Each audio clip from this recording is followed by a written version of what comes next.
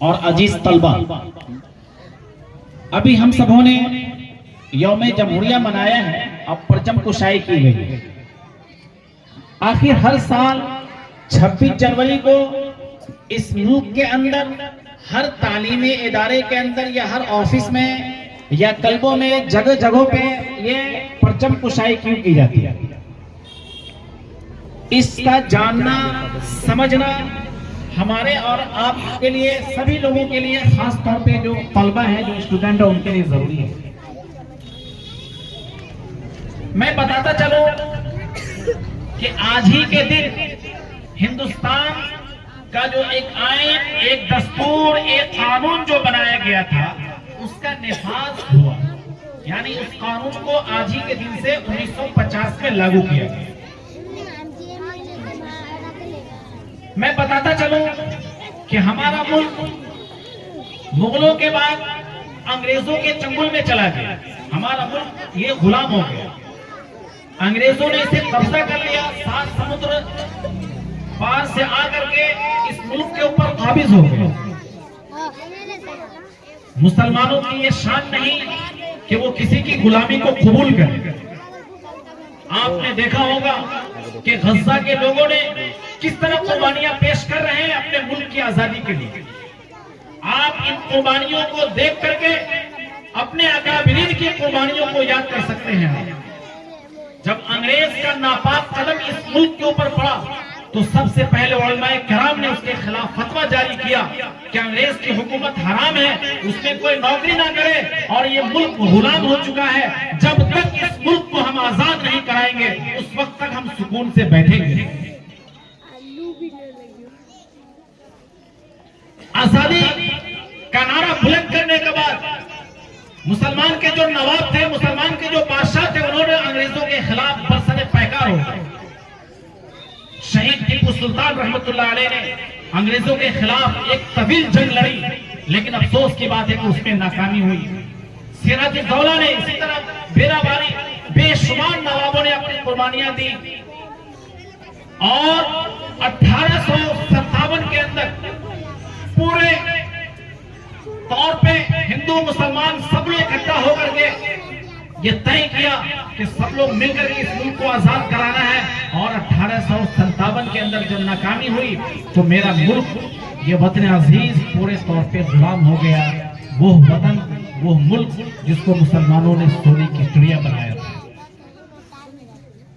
अंग्रेजों ने इस मुल्क को लूटा, लेकिन उलमाए किराम और इस मुल्क के बाशिंदे, सभी मज़ाहिब के मानने वाले सभी लोगों ने मिलजुल करके अपनी जद्दोजहद को जारी रखा, अपनी कोशिशों को जारी रखा। और एक वक्त वो आया जब ये मुल्क 15 अगस्त 1947 में आजाद हुआ। ये मुल्क तो बड़ी कुर्बानियों के साथ आजाद हुआ, लेकिन मुसलमानों को एक बहुत बड़ा जख्म, आजादी के साथ साथ ये मुल्क दो टुकड़ा हो गया। कुछ मुसलमानों ने मजहब के नाम पे एक हिस्सा लेकर के अपनी जनाब कर ली उसने, लेकिन मुसलमानों को जो अक्सरियत है उसने कहा कि नहीं, मैं इस मुल्क के अंदर रहूंगा। और मुसलमानों की अक्सरियत इस मुल्क के अंदर ठहर गए। जरूरत इस बात की हुई कि भाई अब ये मुल्क किस कानून पे चलेगा। मुगलों का पुराना कानून था, उस कानून के हिसाब से, या अंग्रेजों ने जो कानून बनाया था उस कानून के हिसाब से मुल्क को चलाया जाए। मुल्क के बाशिंदों ने, मुजाहिदीन आजादी जो फ्रीडम फाइटर थे, उन लोगों ने यह तय किया कि नहीं, इस मुल्क के लिए एक अलग कानून बनाया जाएगा और उस कानून का नाम जमहूरी कानून रखा गया। हालांकि इस मुल्क के अंदर हिंदू भाइयों की अक्सरियत की बुनियाद पर एक हिंदुआना कानून बन सकता था, लेकिन उस जमाने के जो मुजाहिदीन आजादी थे, खाओ मौलाना अबुल कलाम आजाद हो या पंडित नेहरू हो या महात्मा गांधी हो या डॉक्टर भीमराव अम्बेडकर हो या मौलाना हजरत मोहानी हो या मौलाना हिफ्जुर रहमान सिहारवी हो, इसी तरह उलमाए देवबंद हो, इन लोगों ने यह फैसला किया नहीं, इस मुल्क के अंदर जो कानून बनाया जाएगा एक ऐसा कानून बनाया जाए कि उस पे तमाम मज़ाहिब के लोगों के लिए चलना आसान हो और तमाम कबाइल के लोग इत्मीनान और सुकून के साथ इस मुल्क के अंदर जिंदगी गुजार सकें। तो उसके लिए टीम तरतीब दी गई। अजीज बच्चों, एक टीम तरतीब दी गई जिसके अंदर तकरीबन 290 लोग थे। उसमें 35-36 मुसलमान भी थे। मुसलमानों में अक्सरियत उलमाए किराम की थी। एक कमेटी तश्कील दी गई जिसमें मुसलमानों में हजरत मौलाना अबुल कलाम आजाद, मौलाना हसरत मोहानी, मौलाना हिफ्जुर रहमान सुहारवी, इसी तरह कई उलमाए किराम थे। और 2 साल 11 महीने 18 दिनों की मुशक्कतों के बाद एक कानून बना और उस कानून को 26 नवंबर 1949 में पार्लियामेंट के अंदर पेश किया गया।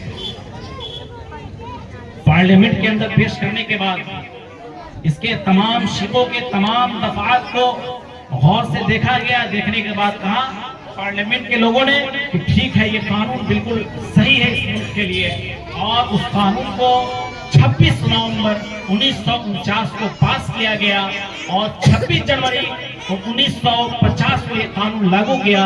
और उसी दिन से हमारा मुल्क जो है जमहूरी मुल्क,